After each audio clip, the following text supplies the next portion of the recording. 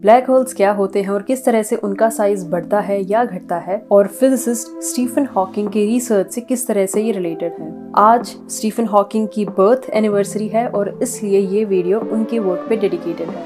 Hello everyone and welcome to Astro Rocks।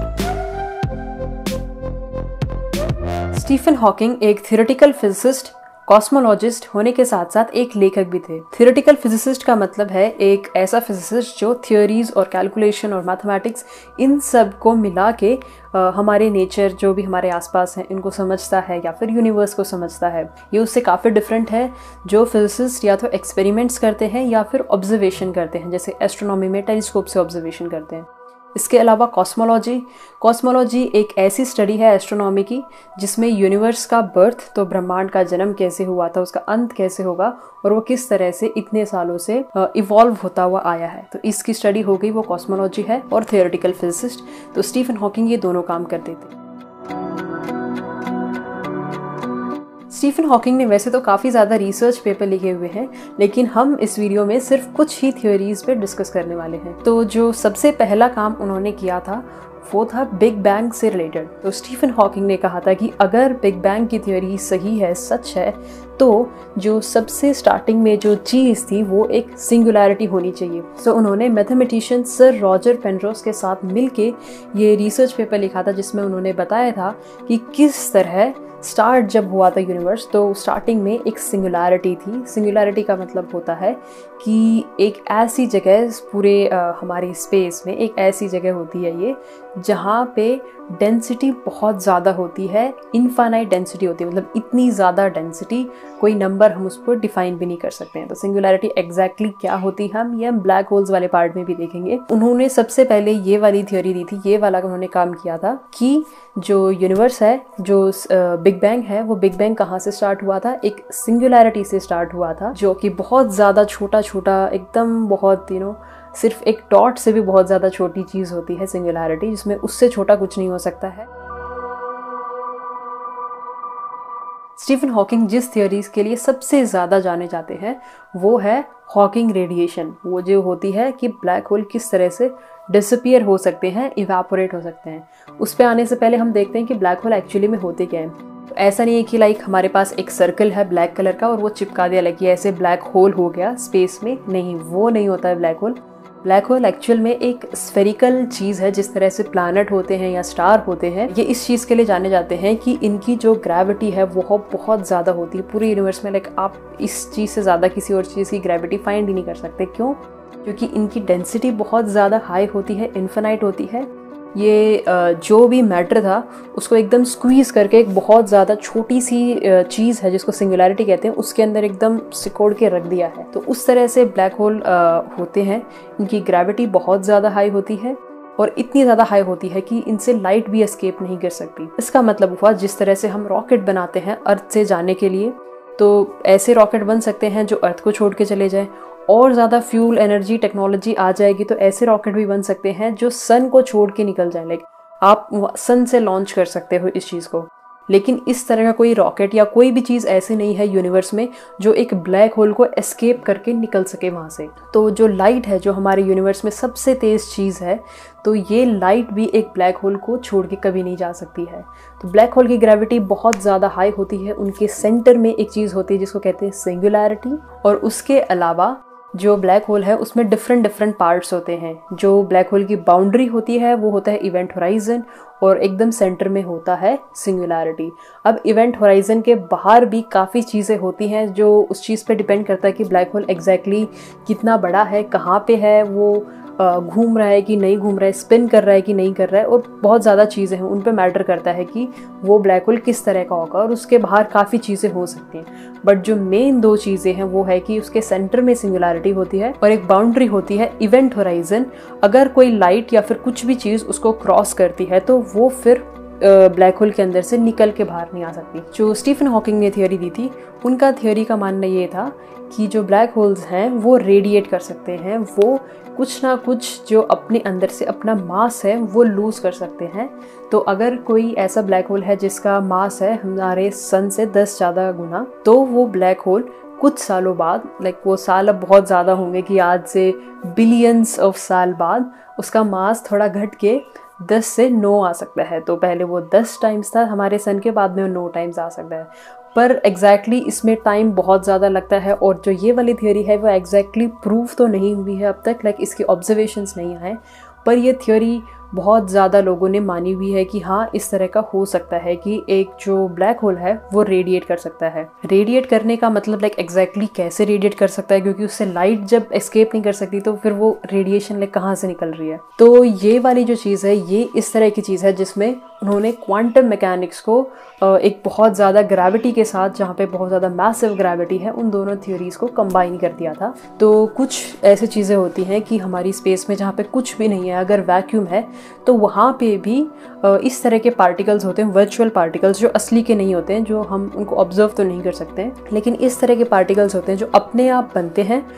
एक मान लो आप प्लस पार्टिकल है, एक नेगेटिव पार्टिकल है, जिसका एक के पास पॉजिटिव मास है जैसे 2 kg और एक के पास नेगेटिव मास है -2 kg। तो अगर वो अपने आप से निकले हैं, 0 से निकले हैं, -2 kg +2 kg, और फिर बाद में वो अपने आप दोबारा मिल गए, तो फिर माइनस प्लस होकर दोबारा 0 हो गया। तो इस तरह के पार्टिकल होते हैं जिनके पास नेगेटिव और पॉजिटिव मास होता है, पर वो बहुत ज़्यादा छोटा होता है। 2 kg तो बहुत ज़्यादा है, वो बहुत ज़्यादा छोटे पार्टिकल्स होते हैं और बहुत ज़्यादा छोटे टाइम के लिए ही वो पैदा होते हैं, फिर वो दोबारा बढ़ जाते हैं। तो अगर ऐसे पार्टिकल एक ब्लैक होल की जो बाउंड्री है इवेंट होराइजन के पास पैदा होते हैं, और अगर जो नेगेटिव मास वाला पार्टिकल था वो अंदर चला गया है और पॉजिटिव वाला अंदर नहीं गया क्योंकि वो इवेंट होराइजन के दूसरी साइड पैदा हुआ था, और वो अंदर अगर नहीं खिंचा, तो इसका मतलब ये हुआ कि जो ब्लैक होल है उसने क्योंकि पार्टिकल और कहीं से तो आया नहीं, अगर इसका एक नेगेटिव अंदर चला गया तो पॉजिटिव बाहर रह गया, तो इसका मतलब है कि ब्लैक होल ने एक पॉजिटिव पार्टिकल तो अपना थोड़ा सा मास है वो लूज कर दिया है,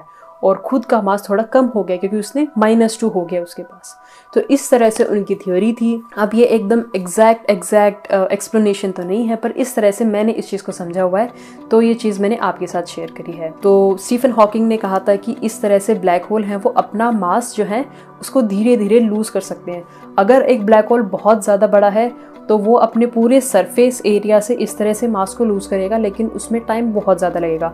जो ब्लैक होल जितना ज़्यादा छोटा है और टाइम के साथ वो उतनी ही ज़्यादा स्पीड से इस तरह से मास को लूज़ करेंगे, और एक टाइम ऐसा आएगा जहाँ पे वो एक इस तरह से फिर से उसका एक्सप्लोजन हो जाएगा ब्लैक होल का, जिस तरह से एक हाइड्रोजन बॉम्ब का एक्सप्लोजन होता है उस तरह से बहुत ज़्यादा हाइड्रोजन बॉम्ब एक साथ फट जाए, इस तरह से एक एक्सप्लोजन होगा लास्ट में, जब वो हॉकिंग रेडिएशन के एकदम लास्ट पॉइंट पे आएंगे। अभी तक तो ये वाली थ्योरी प्रूव नहीं हुई है, लेकिन काफ़ी एक्सपेरिमेंटल फिजिसिस्ट हैं वो ये ट्राई कर रहे हैं कि वो किस तरह से इस चीज़ को ऑब्जर्व कर सकते हैं। तो ब्लैक होल्स बहुत तरह के होते हैं, कुछ ब्लैक होल्स बहुत ज़्यादा छोटे होते हैं, एकदम माइक्रो मिनी ब्लैक होल्स। बाकी ब्लैक होल्स ऐसे होते हैं जो स्टार्स के डेथ के बाद बनते हैं, जिनको कहते हैं स्टेलर ब्लैक होल्स। और फिर ऐसे ब्लैक होल्स होते हैं सुपर मैसिव ब्लैक होल्स जो गैलेक्सी के सेंटर में पाए जाते हैं। तो जो सबसे छोटे वाले ब्लैक होल्स हैं जिनको माइक्रो ब्लैक होल्स कहते हैं, फिर मिनी ब्लैक होल्स भी कह सकते हैं, और इस तरह के प्राइमोर्डियल ब्लैक होल्स भी हैं। तो अलग अलग नाम है, लेकिन ये ब्लैक होल जो सबसे ज़्यादा छोटे ब्लैक होल होंगे। तो ये वाली थ्योरी है कि अगर दो पार्टिकल को, जो पार्टिकल एक्सेलरेटेड है लार्ज हेड्रोन कोलाइडर LHC में, इस LHC के अंदर जो पार्टिकल्स होते हैं एटम के अंदर ही, उनको स्मैश करते हैं, और तब जब वो इन दोनों चीज़ों को स्मैश करते हैं तब बहुत नए तरह के पार्टिकल्स भी बनते हैं। तो ऐसा हो सकता है कि जब ये नए तरह के पार्टिकल्स बन रहे हैं, ऐसे ब्लैक होल्स भी बन सकें जो यूनिवर्स के स्टार्टिंग में बने थे, जिनको प्राइमोर्डियल ब्लैक होल्स कहते हैं, छोटे वाले। तो अगर ऐसे ब्लैक होल्स बन गए उस LHC के अंदर, तो वो देख पाएंगे कि ये वाले ब्लैक होल्स किस तरह से इवेपोरेट हो रहे हैं, क्योंकि वो ब्लैक होल बन के ऐसे बड़ा सा तो नहीं हो जाएगा वहाँ पे, LHC को ऐसे अपने अंदर तो नहीं ले लेगा। तो वो ब्लैक होल जो है छोटे वाला, वो किस तरह से इवेपोरेट हो रहा है। लेकिन ये चीज़ अब तक ऑब्जर्व नहीं हुई है। अगर ये चीज़ किसी दिन ऑब्जर्व होती है LHC के किसी एक्सपेरिमेंट में, तो ये बहुत ज़्यादा बड़ी डिस्कवरी होगी।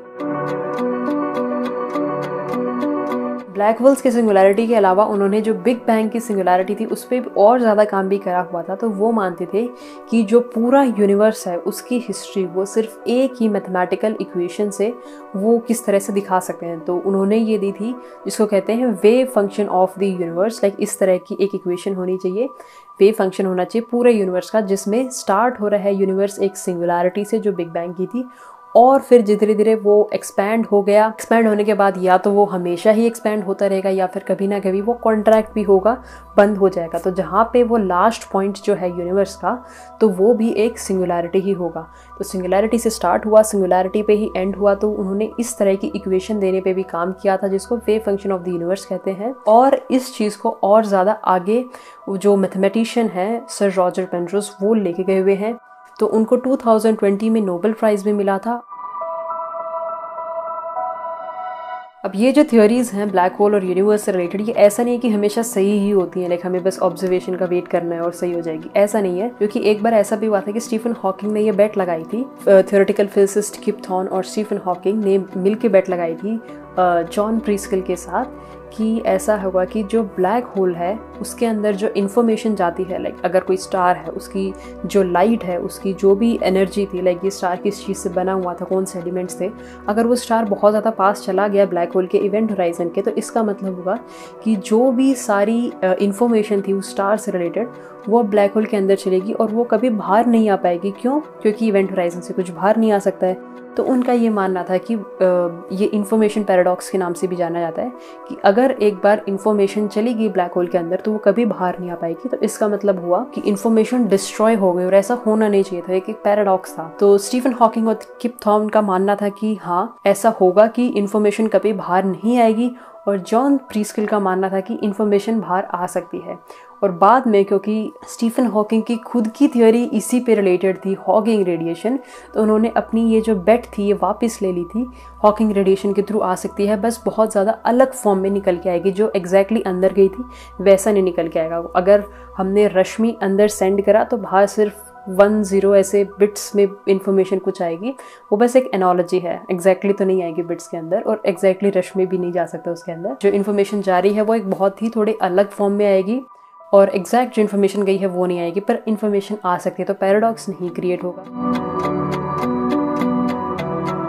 स्टीफन हॉकिंग की जो सबसे पहली बुक थी a brief history of time, वो बहुत ज़्यादा पूरे दुनिया भर में बहुत ज़्यादा लोगों ने पढ़ी थी। इसकी वजह से भी स्टीफन हॉकिंग बहुत ज़्यादा पॉपुलर एक साइंटिस्ट बन गए थे। उनकी जो सबसे लास्ट बुक थी वो थी big answers to big question. उसके अलावा उन्होंने बहुत ज़्यादा और बुक्स लिखी हैं। वो अलग अलग जगह पे जाके लेक्चर्स भी देते थे, स्टूडेंट्स को भी टीच करते थे, तो वो बहुत ज़्यादा जो ये साइंस कम्युनिकेशन भी करते थे। स्टीफन हॉकिंग मेरे फेवरेट साइंटिस्ट में से एक थे। मेरा मतलब बचपन में मैं सोचती थी, आज से लाइक जब मैं 10वीं क्लास में थी, 12वीं क्लास में थी, कि कभी मैं बड़ी होकर उनसे कभी ना कभी उनके सेमिनार में जाने का अगर मुझे मौका मिले, अगर वो इंडिया आए, पर ऐसा नहीं हो पाया। और स्टीफन हॉकिंग ये सारा काम अपने डिजीज़ के होने के साथ साथ करते थे। उनको जो डिजीज़ थी उसको ALS कहते हैं, और इस डिजीज़ में क्या होता है कि धीरे धीरे वो अपने जो बॉडी पार्ट्स हैं, डिफरेंट बॉडी पार्ट्स हैं, उनका कंट्रोल धीरे धीरे उनसे छिन जाता है।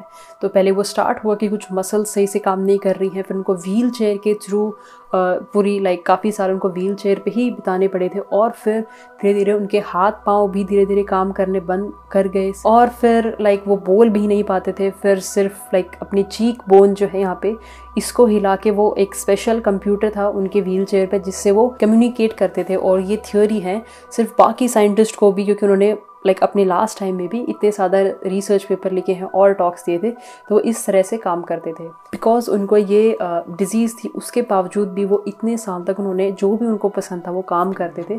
तो बहुत ज़्यादा ही इस तरह के साइंटिस्ट जो पॉपुलर थे और बहुत उन्होंने अच्छा काम किया है। सो इस चैनल पे ये मेरी सबसे पहले हिंदी वीडियो है, जो बहुत लोगों ने रिक्वेस्ट करा था कि मैं हिंदी में भी कुछ वीडियो बनाऊँ, तो मैंने ये ब्लैक होल स्टीफन हॉकिंग का जो काम था उस पर बनाई है। आगे जो फ्यूचर वीडियोज़ हैं उस पर मैं और ज़्यादा रिसर्च करके बनाऊंगी, ताकि मैं आपको और ज़्यादा अच्छे से बता पाऊँ, कि इसमें तो मैंने काफ़ी ज़्यादा बस ऊपर से बताया था ब्लैक होल, उनके थ्योरीज के बारे में। But in future depending upon इस वीडियो को किस तरह का रिस्पॉन्स मिलता है, मैं और वीडियोज़ भी अपने चैनल पर हिंदी में लेके आऊँगी।